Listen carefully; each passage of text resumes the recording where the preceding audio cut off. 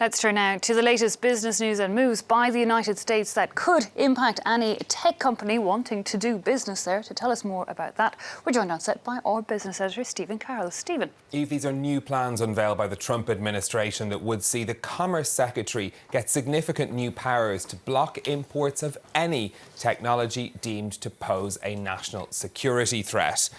Now, Wilbur Ross says the change will safeguard the country's communications technology infrastructure. But it comes after Chinese companies, and in particular Huawei, have faced intense scrutiny from Washington in recent months.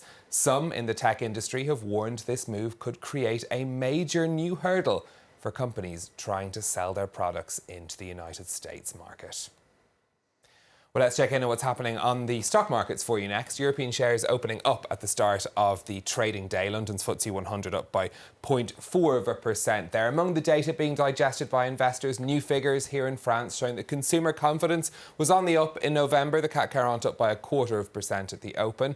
Over in Asia, there was some focus on upbeat comments from Donald Trump on potential moves towards an agreement to end the trade war, creating a bit of optimism on some of the markets. But we have seen falls in Shanghai. That's after news that profits among China's industrial groups fell for the third consecutive month in October, causing a bit of concern for investors there. Now, the Pope has defended a controversial raid on the Vatican's financial watchdog as part of an investigation into an investment in a London property venture. The search and seizure of material at the Financial Information Authority by Vatican police led to its suspension from an international network of regulators. That means the Holy See is again a de facto financial pariah outside the club of countries that exchange information to crack down on financial crimes.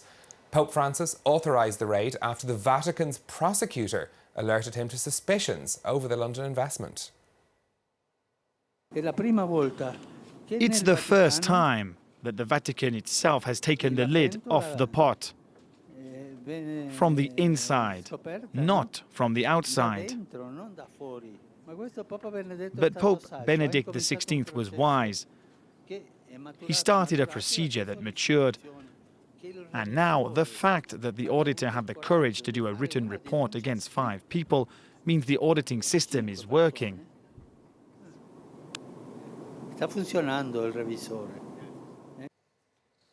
Boeing is facing more delays getting the 737 MAX plane back in the air. The Federal Aviation Administration in the United States has told the plane builder it intends to inspect and sign off on every individual jet before they're delivered to airlines. That will mean a longer than usual approval procedure. The 737 MAX has been grounded worldwide since March following 2 deadly crashes. Boeing had been aiming to resume deliveries before the end of the year. The French city of Rouen is selling 4 deconsecrated churches that it can no longer afford to maintain. Most old churches are owned by the state in France, which also pays for major renovation works. Now Rouen is looking at the potential that these buildings could have for homes or businesses. Lauren Berstecker reports. The French city of Rouen has long been famed for the dozens of steeples rising over its skyline. But local authorities are finding it increasingly difficult to pay for the maintenance of these historical buildings. To ease the financial burden, the city has decided to put up 4 of its iconic churches for sale. Pierre-Marie Soula hopes to transform one of them into a microbrewery. Here we could have a mezzanine, with shops downstairs and a bar upstairs. An ambitious project that would cost around 8 million euros, including 5 million to renovate the church. The young entrepreneur says he could cover most of these costs by selling his homemade brew. We would be able to produce 1.5 to 3 million bottles a year in a very small space of 600 square meters. We could make enough money to save the church and create around 15 jobs. Every year in France, around 20 churches are transformed into homes, museums, hotels, and even boxing gyms. For this local official, selling these landmarks could be the only way to extend their lifespan and preserve their cultural heritage. We're not selling 4 churches, we're looking to save these churches. It would cost around 90 million euros to renovate everything.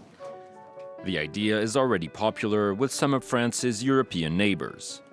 In the Netherlands, around a fifth of the country's 7,000 churches have been reconverted for secular use.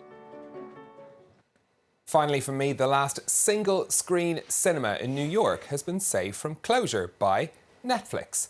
The streaming platform has bought the lease for the Paris Theatre near Central Park. It first opened in 1948. It specialised in screening French films at the beginning, which is where the name comes from.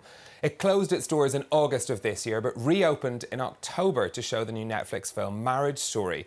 The company now plans to use the Paris Theatre for special events and cinema releases of its productions. Eve. Fascinating. Thanks a lot, Stephen, for that business update. Stephen Carroll with us there.